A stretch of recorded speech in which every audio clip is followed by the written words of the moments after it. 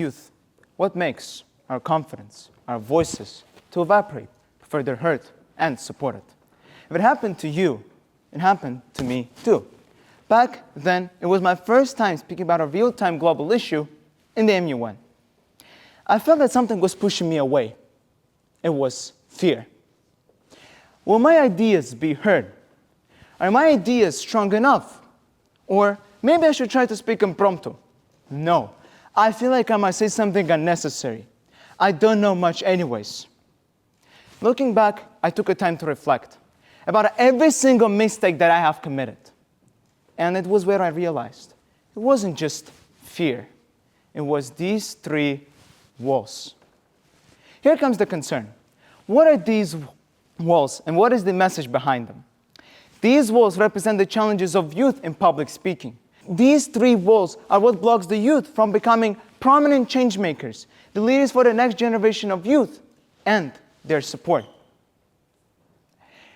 There are three types of walls that the youth always faces at first, which are the wall of doubts, the wall of fear, and the wall of originality. Let's begin with our first opponent, the wall of doubts. The wall scripture will have you question, are my ideas strong enough? Will they be heard? All of these questions stem from the lack of confidence, from the hesitation of being judged. To overcome this, it's very simple.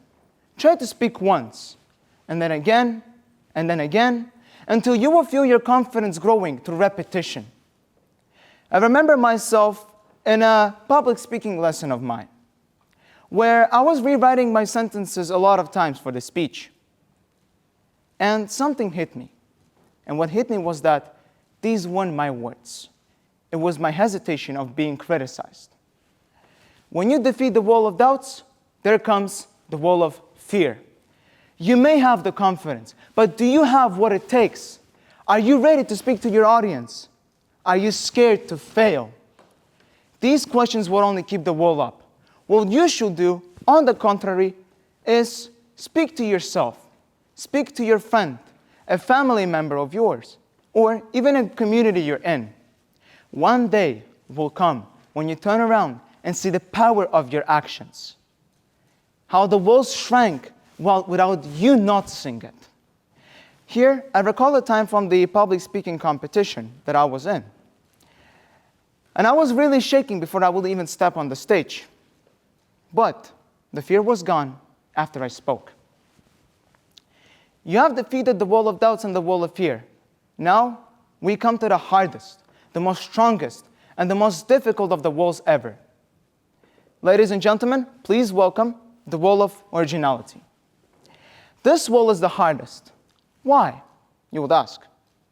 Well, this wall is the hardest since it makes you to fit under the standards of other people. And I remember some of the youth speakers I personally met haven't beaten it yet. They're still stuck behind the wall. What you should do is, you don't have to build yourself with other people's standards. Be yourself, and only yourself. When you are adapting to the other people's standards, the audience sees the copy and paste of that speaker that was before you, or anyone. When you're being yourself, the audience follows the truth, not a lie. From that same public speaking competition that I was in, before I will even step on the stage, I was looking at every single speaker that was before me.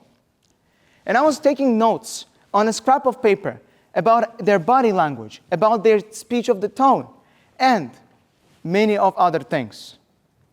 But I've questioned the wall with only one small thing.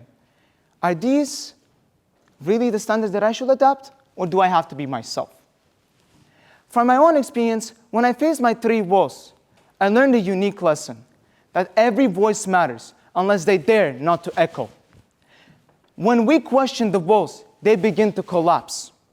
Forward from here means not only achieving the challenges within ourselves, it's about achieving them so that the future generations can go through these obstacles with ease and navigate. Shouting louder does not do anything. It's about supporting others to speak too. Youth, I heard before, but now the time for the breakthrough is here. Thank you.